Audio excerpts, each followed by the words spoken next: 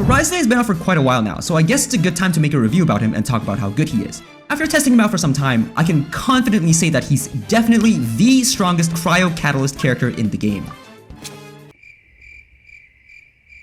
Disclaimer, this video is based on my own experiences and opinions and will only cover him at C0 because that's what the average player is concerned about. Cool?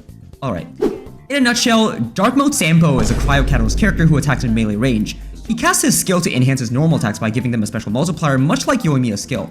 Fun fact, he and Yoimiya are the only characters who don't do any skill damage. They're just too cool for it, you know? Every time his enhanced normal attacks land a hit, he will consume HP, and when his HP reaches below half, they lose the enhancement, and hits no longer consume HP. But if he heals back up, his normal attacks get enhanced again, and consume HP as usual, as long as the skill duration is still active, obviously. They all work like that. He can heal back some of his HP with his first Ascension passive, but with the small amount of healing and a pretty long cooldown, it'll be a net negative for his HP. You want to run him with a healer if you want to maintain his damage. His other Ascension passive makes it so that his HP fluctuations during his skill provides an attack boost up to 30%, which is pretty nice, but it's not a really big deal considering you'll probably use him with someone like Shenhe, or maybe Bennett. Let's be real, Bennett is overused. His burst is, well, a burst of cryo damage.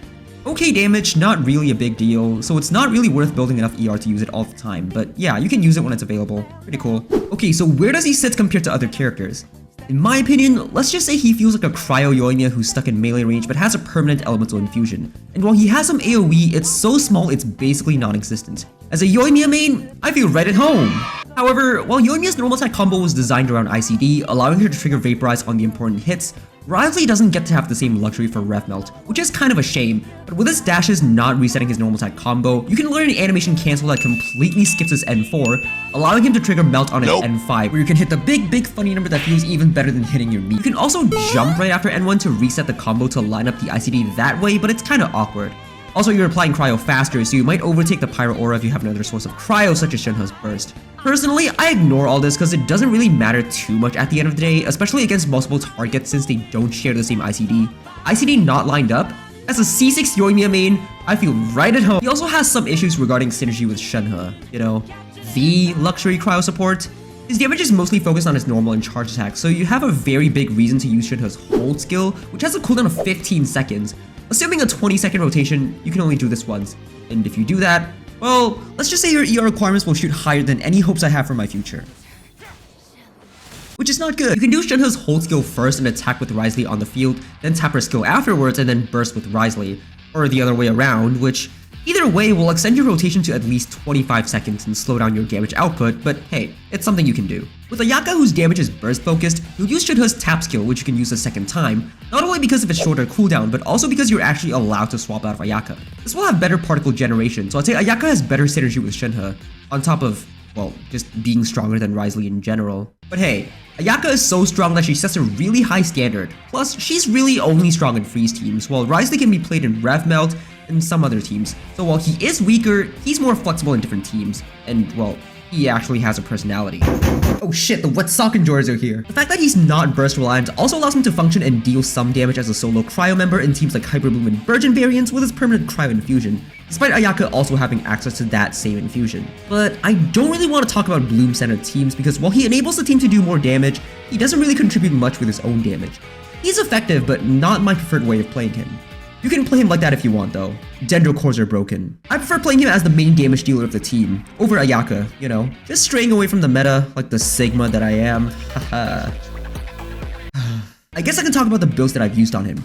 I do have a full Mahe Shosei Hunter set on him, but I did try other sets before this. The 4-piece Shumnawa set is the next best thing. It worked pretty well, his burst is not that important so I could ignore it for the most part, but I didn't feel good ignoring it entirely, considering his Usia attack is tied to it, so I eventually swapped off of it. Yeah, I know, I still use Yoimiya's burst occasionally even on Shumnawa, but here's the difference.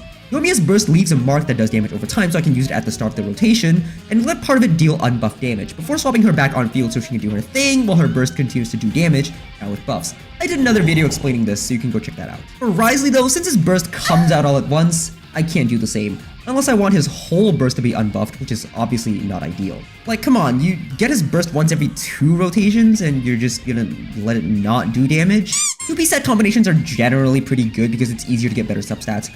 I personally used the 2-piece Hunter and 2-piece Blizzard Sprayer sets, resulting in a total of 30% damage bonus for his normal and charge attacks, and 15% for his burst. It wasn't that big of a difference, but being able to use his burst felt a bit better to me. You can also use 4-piece Blizzard Sprayer if you're playing him in Freeze, but if you're playing Freeze, and if you have Ayaka, just play her instead. Freeze gameplay is just as boring as Ayaka herself. For the weapon, I use the Lost Prayer. Any DPS-oriented catalyst will perform fine on him, except maybe Solar Pearl.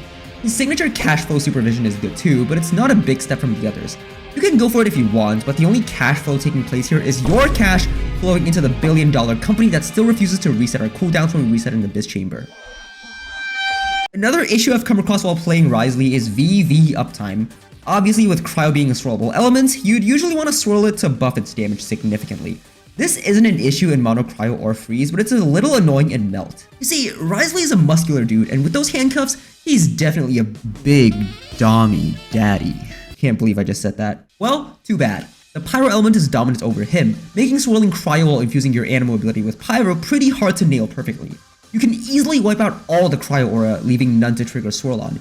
Even if you do trigger a Cryo Swirl, it's hard to reapply another Cryo aura to maintain VV uptime. I'll be honest, sometimes I don't even know if I have a VV Cryo debuff on my enemies. Maybe it's just me, I have a massive skill issue.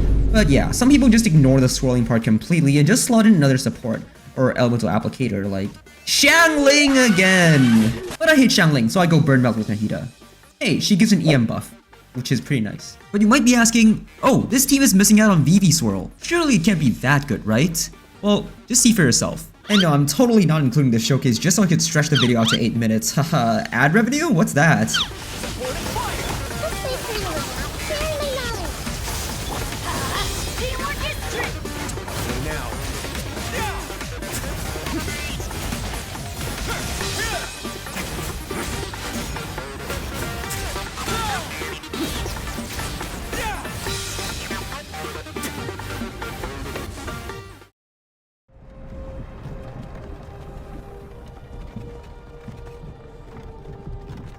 Overall, he's pretty good. Not one of the strong meta characters, but definitely better than I first expected. He's also quite fun to play in my opinion. Fisting has never felt this good. I'd say he's not much weaker than a C0 Yoimi or a C0 Hu Tao. Just build him properly and slot him into a proper team and he'll get the job done. He's strong enough that if you like him, you won't regret pulling for him, but not strong enough to make you feel forced to pull, which is probably the best place for a character to be in.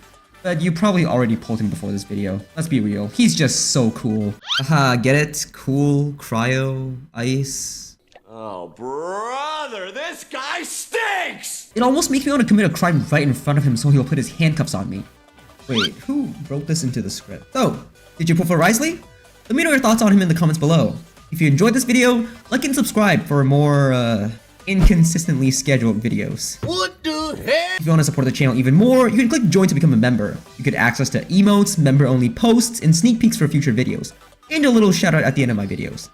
Thanks for watching, and until next time, get out.